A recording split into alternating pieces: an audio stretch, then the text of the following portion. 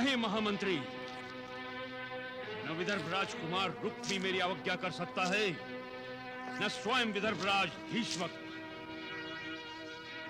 किंतु विदर्भ राजकुमारी रुक्मणी पर अब मुझे विश्वास नहीं, क्योंकि अप्रत्यक्ष रूप से उसने हमें भी चुनौती दे दी। इतना बड़ा दुस्साहस आपने उस चुनौती को सहन कैसे कर लिया महाराज?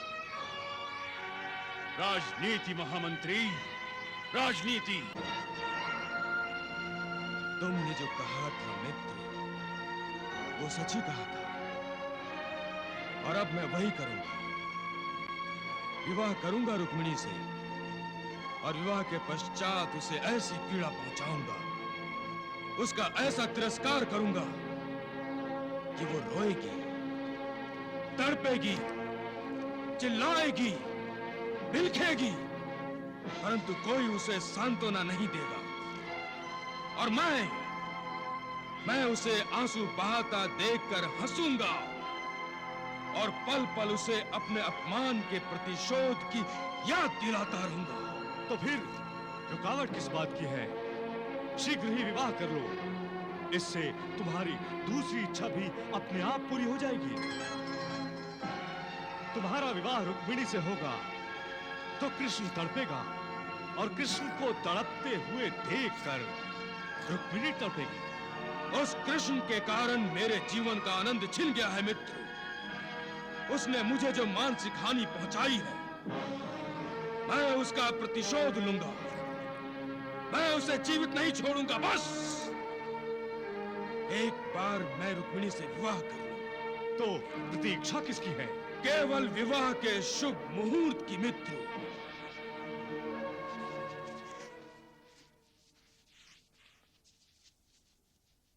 महाराज, 3 माह तक यह विवाह संभव नहीं है।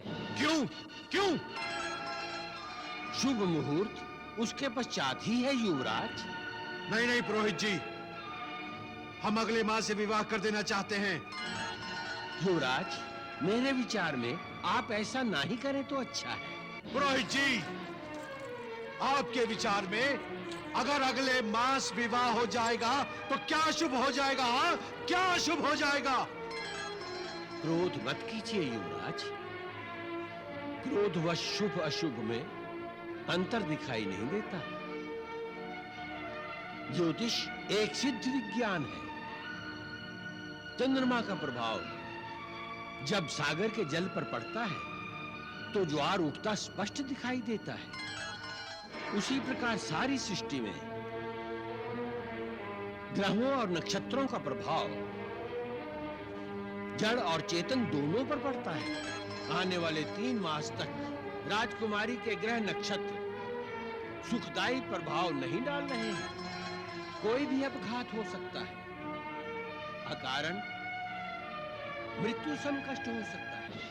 बस पुरोहित जी, बस,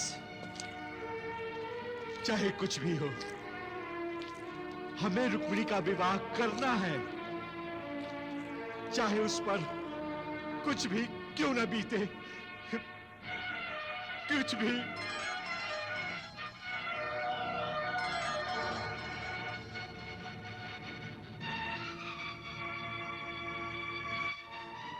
रुक्मी, हम प्रतीक्षा करेंगे। मुहूर्त 3 मास बाद का ही ठीक रहेगा। जी माताश्री। प्रणाम महाराज।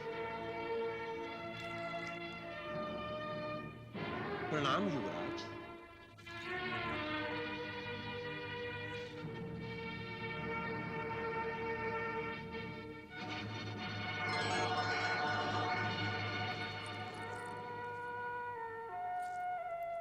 आप एक बार फिर से सोचिए स्वामी।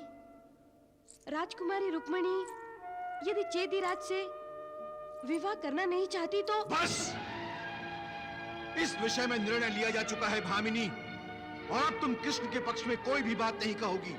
और यदि तुमने कृष्ण के पक्ष में कोई भी बात कही तो यह विदर्भ के हित में नहीं होगा, और जो विदर्भ के हित में नहीं होगा वो राजद्रोह समझा जाएगा, और राजद्रोह का स्थान राजभवन में नहीं होता है, कारागृह में होता है, समझी? कारागृह में।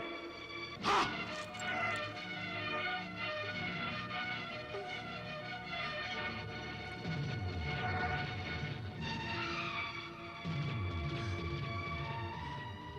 राजकुमारी, आपने जैसा मुझे कहा था, मैंने वैसा ही महाराज और युवराज को बता दिया कि अगले 3 माह तक शुभ मुहूर्त नहीं है। मैं आपकी ऋणी हूँ पुरोहित जी।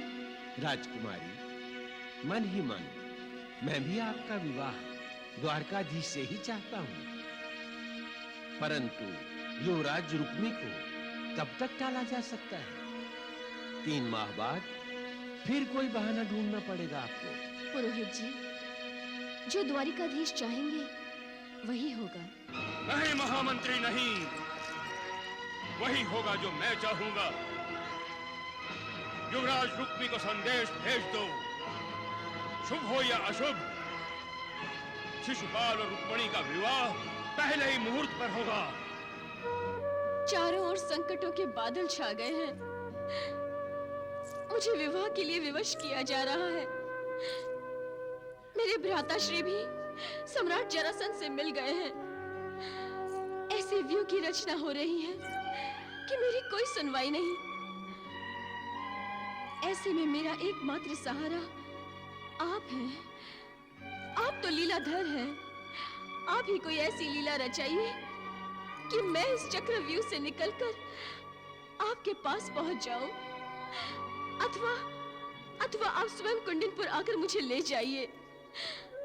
मेरा पूरा ध्यान एक आप ही पर है प्रभु, एक आप ही पर है।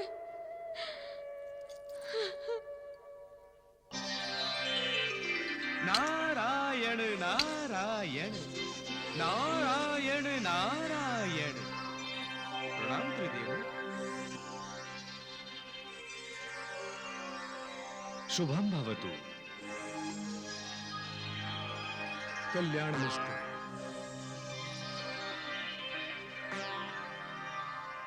आओ वत्स। तीनों लोगों का भ्रमण करते करते कोई समाचार मिला हो तो कहो। नारायण नारायण। विधाता, लीला आप त्रिदेव करते हैं और मुझसे समाचार पूछ रहे हैं। सृष्टि का निर्माण भी आप करते हैं और विनाश भी। आपकी इच्छा के बिना पेड़ पौधों का पत्ता तक नहीं हिल सकता। और सृष्टि का समाचार मैं बताऊं आपको? नारायण नारायण।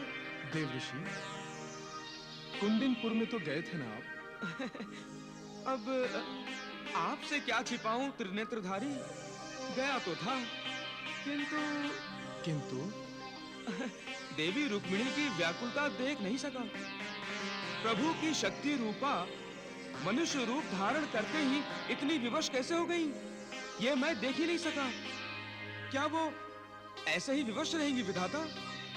मनुष्य के लिए जब दशों दिशाओं के द्वार बंद हो जाते हैं, तब वो परमेश्वर का द्वार खटखटाता है नारद। देवी यही तो कर रही है पितामह, यही कर रही है देवी, किंतु प्रभु ने कान ही बंद कर लिए हैं। देवर्षि, देवी रुक्मिणी ने द्वार अवश्य खटखटाया है और द्वार खुलेगा भी, किंतु समय आने पर। देव ऋषि, प्रभु जो लीला रचाते हैं उसका एक उद्देश्य होता है।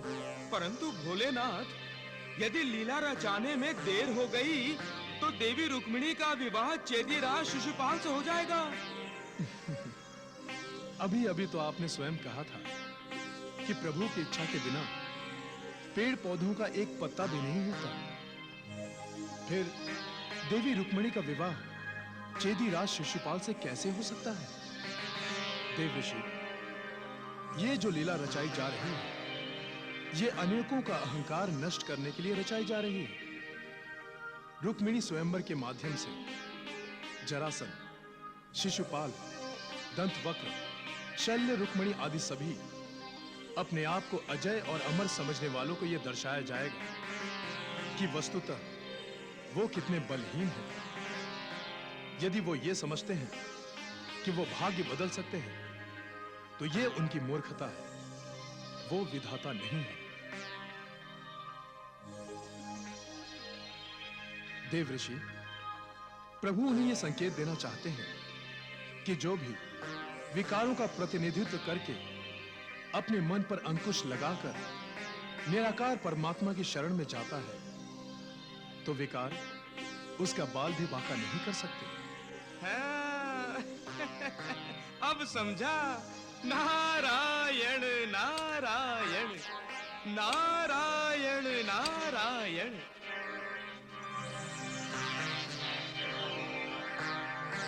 परंतु पुरोहित जी ने तो 3 महीने बाद का मुहूर्त निकाला है पुत्र।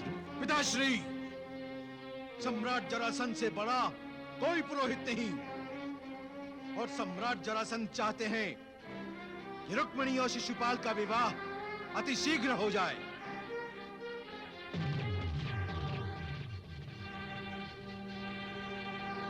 उन्होंने अगले मास की पूर्णमासी का मुहूर्त निकाला है, जो सर्वथा उचित है। परंतु स्वामी, कोई किंतु परंतु नहीं सुनना चाहता मैं। पिताश्री, आप अपनी सुपुत्री का विवाह का निमंत्रण भेज दीजिए। और हां, हम उस ग्वाले कृष्ण को भी निमंत्रित कर रहे हैं। उस ग्वाले कृष्ण को भी पता चलना चाहिए कि रुक्मिणी उससे नहीं, शिशुपाल से विवाह कर रही है। शिशुपाल से।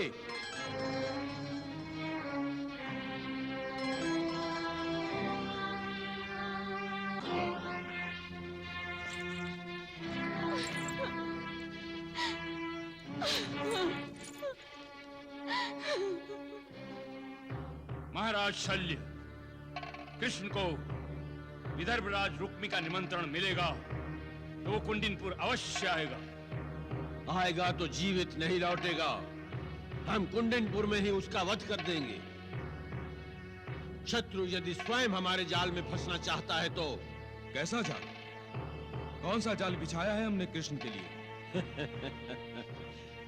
सम्राट जरासंध, ऐसा प्रतीत हो रहा है कि आपने अपने शिष्यों को राजनीति का पाठ नहीं पढ़ाया। आप हमारा अपमान कर रहे हैं शल्यराज। नहीं, आपको सतर्क कर रहा हूं। राजा का जब विवाह होता है तो उसके पीछे भी एक प्रबल राजनीति होती है। हाँ शिशुपाल, रुक्मिणी के साथ तुम्हारा विवाह एक जाल है। जब तुम रुक्मिणी के साथ विवाह कर रहे होगी, तब राजमहल के बाहर युद्ध चल रहा होगा। युद्ध? हाँ, जब कृष्ण कुंडिनपुर आएगा तो हम सब मिलकर उस पर आक्रमण करेंगे और उसका वध कर देंगे। इसका अर्थ ये हुआ काकाश्री कि आप शिशुपाल और रुक्मिणी के विवाह में बाधाएं खड़ी करेंगे?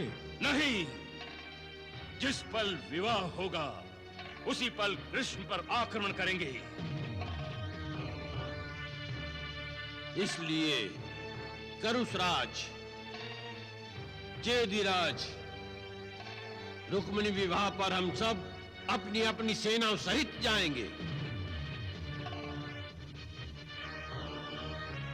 क्या आप सब हमसे सहमत हैं?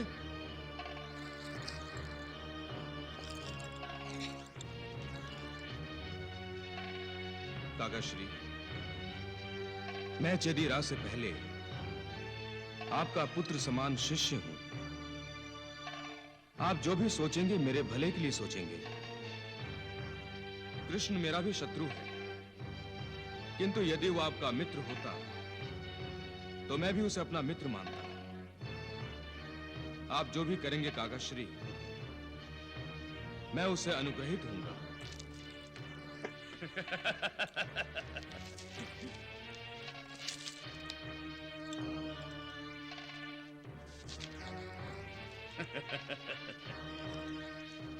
तुम्हारा स्थान चरणों में नहीं, मेरे हृदय में है। काकाश्री,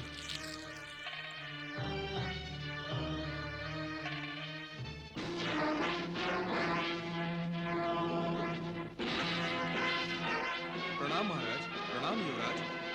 राजकुमारी रुक्मिणी के संवर के लिए शैलराज सेना सहित आ रहे हैं।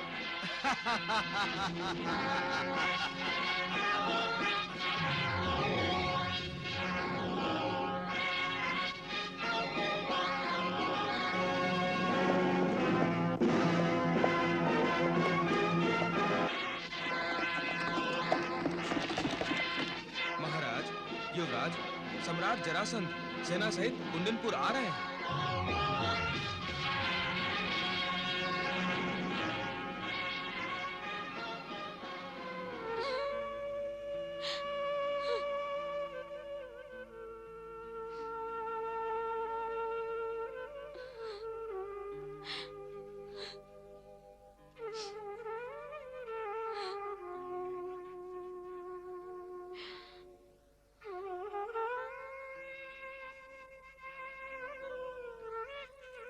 राजकुमारी, राजकुमारी, राजकुमारी, अशुभ समाचार है। द्वारिकाधीश के सभी शत्रु अपनी अपनी सेनाओं के साथ कुंदनपुर आ रहे हैं। तो स्वयंवर में जीतने के लिए सेना कौन लाता है? तो सेना युद्ध के लिए लाई जाती है। हाँ, स्पष्ट है। स्वयंवर में सम्मिलित होने वाले इन राजाओं का उद्देश्य कुछ और है। क्या वो द्वारिकाधीश के शत्रु हैं? अतः वो द्वारिकाधीश पर आक्रमण करेंगे। नहीं नहीं, ये नहीं हो सकता। पिताश्री, पिताश्री, उन्हें बचा लीजिए। पिताश्री, उन्हें बचा लीजिए। किसकी बात कर रही हो तुम? द्वारिकाधीश की। क्या हुआ है उसे? जैसे कि आप जानते ही नहीं, स्वयं दूसरों से मिलकर षड्यंत्र रचते हैं और स्वयं पूछते हैं कि क्या हुआ है द्वारिकाधीश को। रुक्मणी, तुम रुक्मी पर आरोप लगा रही हो। ये सत्य है। मैं इनसे पूछती हूँ कि सम्राट जरासंध, चेदीराज, शैल्यराज, पौंडरक और करुषराज अपनी सेना के साथ कुंदनपुर क्यों आ रहे हैं? तुम्हारे स्वयंवर में सम्मिलित होने के लिए मैंने सबको निमंत्रण दिया है। निमंत्रण तो आपने सभी राजाओं को दिया है। वो तो अपनी सेना लेकर नहीं आ रहे। उत्तर दीजिए। कृष्ण तुम्हारे स्वयंवर में विघ्न न डाले, कदाचित इसी कारण। आपने झूठ बोलना कब से शुरू किया भैया? जब से तुमने आवश्यकता से अधिक बोलना शुरू कर दिया है। मेरा बोलना तो सत्य है, क्योंकि मैं द्वारिकाधीश से प्रेम करती हूँ। रुक्मिणी, कृष्ण से तुम्हारा ये प्रेम ही मुझे तुम्हारा शत्रु बनाता जा रहा है। तो क्या इसीलिए आप श्री कृष्ण का घात करना चाहते हैं?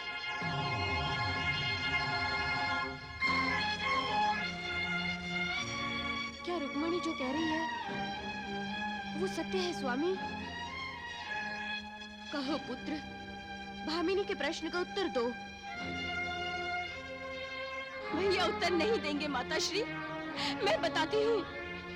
भैया द्वारिकाधीश से द्वेष करते हैं, तिरस्कार करते हैं उनका। इसीलिए उन्होंने सम्राट जरासंध के साथ मिलकर मेरे स्वयंवर की आड़ में श्री कृष्ण पर आक्रमण करने का षड्यंत्र रचाया है। ये सब मिलकर द्वारिकाधीश का